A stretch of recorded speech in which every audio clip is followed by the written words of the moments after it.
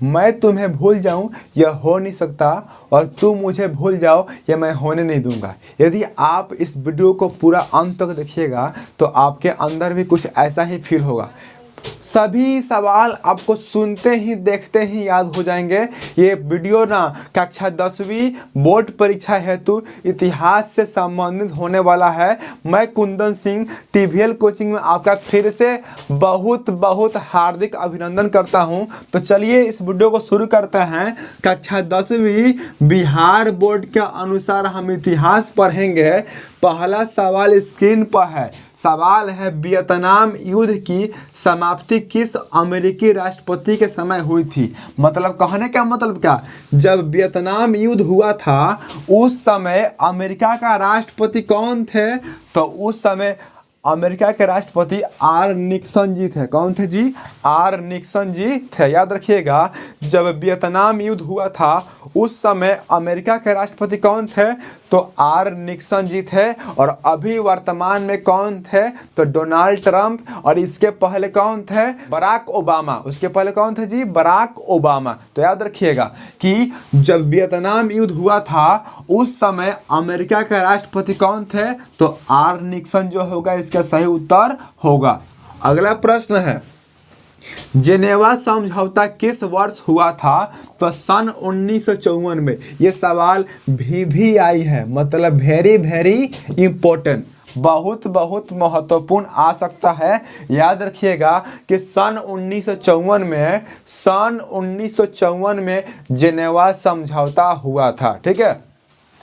अगला सवाल है, मार्च 1946 में फ्रांस और वियतनाम में कौन सा समझौता हुआ था? मार्च 1946 में जो समझौता हुआ था फ्रांस और वियतनाम नामक दो देशों के बीच, उस समझौता का क्या नाम है? तो हनोई समझौता। याद रखिएगा, हनोई समझौता हुआ था मार्च 1946 में और फ्रांस और वियतनाम के बीच ये समझौता हुआ था। ठीक है। इस सवाल में आपको लग रहा है क्या, आपको क्या लग रहा है कि इसमें विषय ऑब्जेक्टिव सवाल है, सवाल पे सवाल बनता है। आप इसको सही से देखिए। ठीक है। मतलब मार्च 1946 में फ्रांस और वियतनाम के बीच हनोई समझौता हुआ था। ठीक है। और पूछ देगा कि हनोई समझौता कब हुआ था? तो मार्च 1946 जो होगा इसका राइट ऑप्शन होगा। आप टिक कीजिएगा। ठीक है।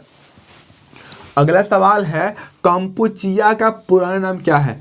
मतलब आज जो कंपुचिया नामक शहर है उसको पहले हम कंबोडिया बोलते थे। याद रखिएगा, आज जो कंपुचिया नामक शहर है उसको पहले हम कंबोडिया बोलते थे। और अंकोर वाट का विष्णु भगवान जी का जो मंदिर है कंबोडिया में ही तो है। तो अभी वर्तमान में कहाँ है विष्णु भगवान जी का अंकोर वाट का मंदिर? तो कंपुचिया में। मतलब कंपुचिया को ही हम कंबोडिया कहते थे पहले। ठीक है। लाल खमेर सेना का गठन किसने किया था? तो सिंहानुक ने। मतलब नरोत्तम सिंहानुक इनका पूरा नाम था। नरोत्तम सिंहानुक नामक व्यक्ति ने लाल खमेर सेना का गठन किया था। ठीक है। और अपनी सैन्य शक्ति को बढ़ावा देने के लिए, मजबूत करने के लिए इन्होंने इस सेना की टुकड़ी बनाई थी। ठीक है।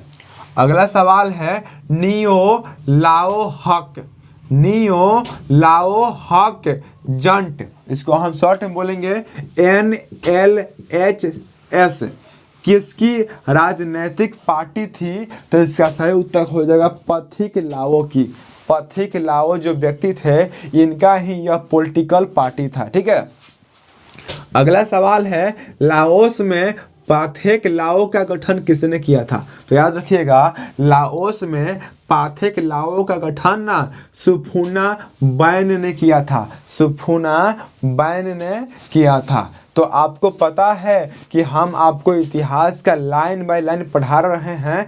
यदि आपको लगता होगा कि किसी पार्ट में कम सवाल है, किसी में अधिक सवाल है और सर तो सब में विशेष सवाल दे रहे हैं, तो हम आपको बता देना चाहेंगे कि हम ना प्रत्येक वीडियो में 20-20 ऑब्जेक्टिव सवाल ला रहे हैं। उसको हम भाग 1, भाग 2, भाग 3 के नाम देंगे। तो आप लाइन से सारे वीडियो को देखिएगा, आपको फायदा अवश्य होगा।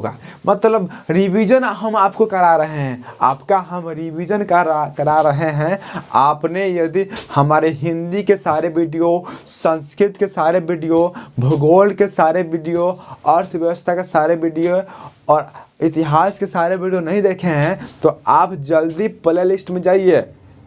मेरे चैनल के प्ले लिस्ट में एक प्ले लिस्ट है जिसका नाम है NCERT 10th क्लास, उसमें आपके 10वीं के सारे वीडियो मिलेंगे। आप लाइन से सारे वीडियो देख डालिए, आपका काफ़ी अच्छा मार्क्स आएगा। ठीक है, तो चलिए इस तरह हम आगे बढ़ते हैं अगले सवाल की ओर। सवाल है नरोत्तम सिंहानू के बाद कंबोडिया में सत्ता किसके हाथ में आ गई? तो ख्यू सम्फान जो होगा इसका राइट ऑप्शन हो जाएगा। क्या होगा जी?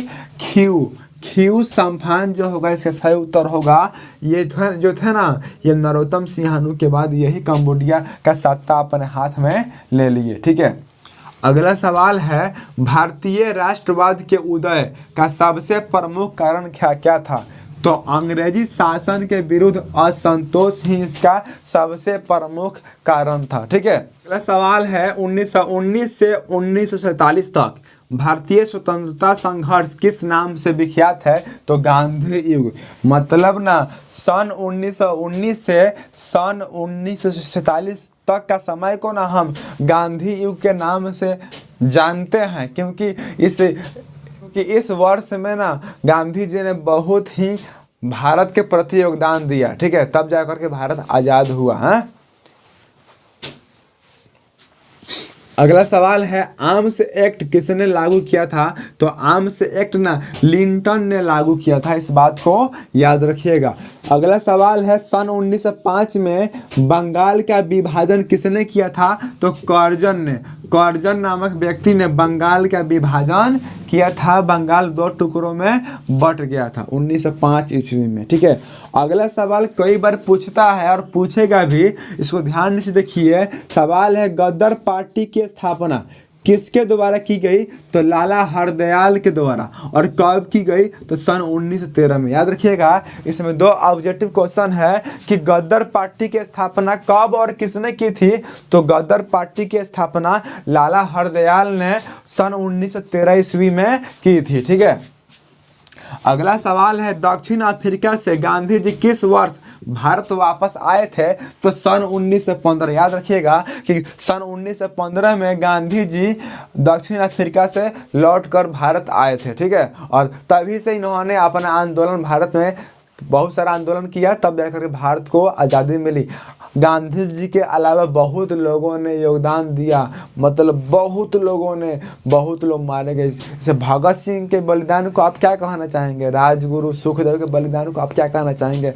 चंद्रशेखर आज़ाद, लाला लाजपत राय, बहुत लोगों ने बलिदान दिया, तब जाकर के भारत आज़ाद हुआ। ठीक है, अगला प्रश्न है प्रथम भारतीय ICS कौन थे? तो प्रथम भारतीय ICS सुरेंद्र नाथ बनर्जी थे। कौन थे जी? सुरेंद्र नाथ बनर्जी। अगला प्रश्न है हिंद स्वराज नामक पुस्तक किसने लिखी थी? तो हिंद स्वराज नामक जो पुस्तक थी, उस पुस्तक को मोहनदास करमचंद गांधी ने लिखा था। मतलब महात्मा गांधी जी ने ही लिखा था। महात्मा गांधी जी का ही बचपन का नाम था मोहनदास करमचंद गांधी।